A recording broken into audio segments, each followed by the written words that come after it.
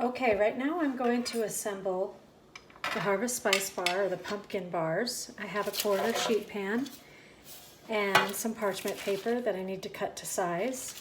Just a little tip, when it comes to cutting parchment for something straight, I actually don't like to use scissors. I like to use a nice slim straight edge.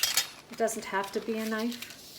These sheets that I purchased actually are a half sheet size, so it already comes folded. So I just need half. And what I'll do is take the straight edge of my spatula and I'm gonna pull the paper away from pushing the spatula towards. So now I have this paper available for me to use, and I'll keep the other half. In order to stick it, I don't need to use a whole lot of spray. I just want the parchment to stay on the bottom. So I'm going to just spray the edges and then make a quick X in the center.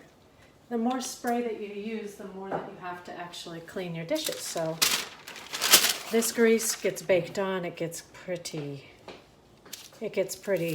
sticky when it comes to washing. So I just place the paper inside. And then I did make sure that I already preheated the oven. I'm going to bake this at about 335 or 340 degrees in a conventional oven. I have my mix. The mix was very simple of wet ingredients and dry ingredients. And for this recipe, the dry ingredients included the brown sugar, which is not typical of when we do the creaming method. We add that with the fat.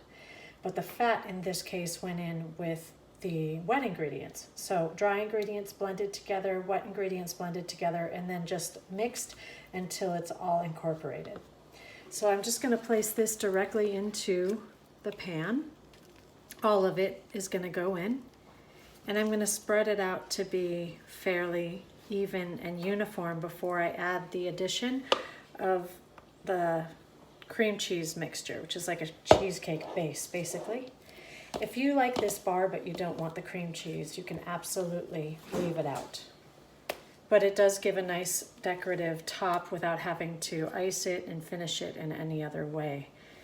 So make sure you try to get every last bit out. You took the time to measure and scale perfectly, so why would you leave anything behind? That's extra profit that you would just be throwing down the drain or in the garbage, or in my case, in my daughter's belly. She's one of those that loves to eat lick all the bowls and the spatulas and stuff like that. So once I get all of the mix done into the pan, like I said, I just take a little bit of time to spread through.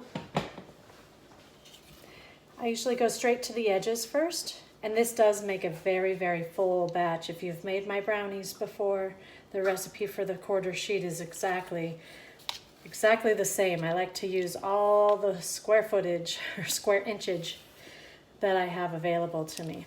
This will puff up because I do have baking powder as the leavening agent, but it should go just right to the top. Okay. Every last gram, I always say. There you go. Now we're going to move on to the cream cheese part. Let me put this out of the way. After I mixed it, I put it into a piping bag, and I used a quart container or a large tumbler. Glass works fine, just to hold it as you empty all your mix in. I did not cut the bottom yet because I didn't want anything to leak out. But let me mention a little tip to you here. A tip about the tip. Whenever you're using plastic disposable piping bags, these clear pieces, these little triangles, can get lost in your food very easily. So I always recommend you hold on to the tip and don't let go of it. As soon as you have that in your hand, throw it away immediately. Don't put it on the counter thinking you're going to get it later, because it's very hard to see and it can get into your food. And you really don't want to run the risk of having somebody find that in their delicious bite. All right. So now what I'm gonna do is just pipe some lines. And I don't wanna go just on top of my mix here. I wanna actually bury the piping bag in a little bit. As you noticed, I didn't put a tip on because I don't find it to be necessary. You can just go with a regular end here, and if you have a non-disposable bag, absolutely tip, no tip, doesn't really matter. So I'm gonna go ahead and do a diagonal lines all the way across, and then I'm gonna use just a simple table knife to drag through to make a nice fun decoration. So here we go. It will show on top, but I am dragging it through because I want that to go all the way through. Just like so. I find very frequently I have actually quite a bit of the cheesecake mix extra. And you know what? I just kind of keep going on top of my lines until it's filled up. Or you can use it for another thing. Something about this pumpkin spice bar, they work really well in a situation where you would want to do a muffin. You can use beautiful papers like bistro style papers, and then you can bury this cream cheese mixture inside and fill and fill and fill and come up so that it's almost like almost hidden. You just see a little bit on top, but it's all throughout. So this bakes really nicely individually if you want to give them as gifts or you don't want to have just a bar.